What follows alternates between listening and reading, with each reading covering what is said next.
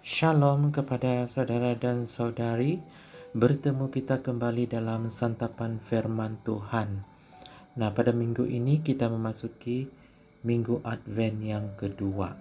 Dan pembacaan Injil yang akan kita dengar sebentar lagi adalah diambil dari Injil Markus bab 1 ayat 1 hingga 8. Bersama kita mendengarkannya. Tuhan beserta kita sekarang dan selama-lamanya. Inilah Injil suci menurut Markus. Dimuliakanlah Tuhan.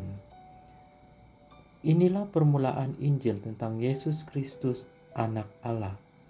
Seperti ada tertulis dalam kitab Nabi Yesaya, "Lihatlah, aku menyuruh utusanku mendahului engkau.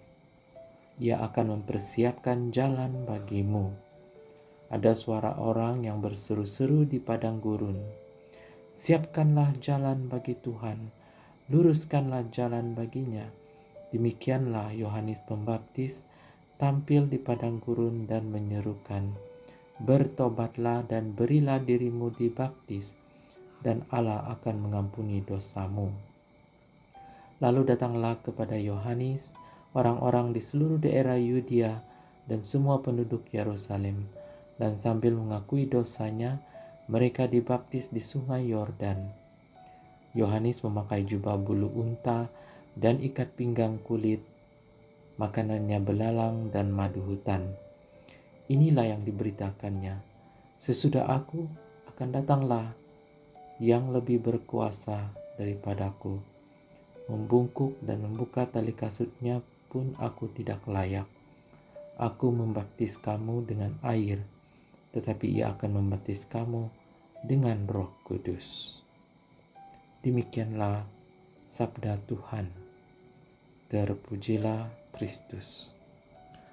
Nah, saudara dan saudari yang terkasih, tanpa kita sadari kita sudah memasuki hari Minggu Advent yang kedua, ataupun kita sudah memasuki Minggu Advent yang kedua. Nah, di dalam Injil Markus pada hari ini, kita mendengar suara Yohanes Pembaptis yang berseru di padang gurun, mempersiapkan jalan bagi kedatangan Mesias. Jadi Yohanes, suara yang berseru di dalam kesunyian, memanggil umat untuk bertobat dan menyucikan diri. Nah, saudara dan saudari, persiapan kita bukan hanya fisik, tetapi hati. Kita perlu disiapkan untuk menyambut kedatangan Tuhan. Seperti Yohanes yang mengaku tidak layak membuka tali kasutnya.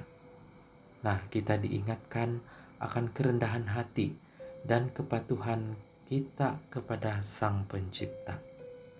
Nah, jadi dalam Advent bukan hanya menantikan kehadiran Kristus yang telah datang, tapi juga kesediaan hati kita untuk menerimanya kembali dalam kehidupan kita sehari-hari. Nah, saudara dan saudari, marilah kita bersama-sama meresapi panggilan Yohanes untuk menyongsong Tuhan yang datang dengan hati yang rendah hati dan penuh harapan. Amin.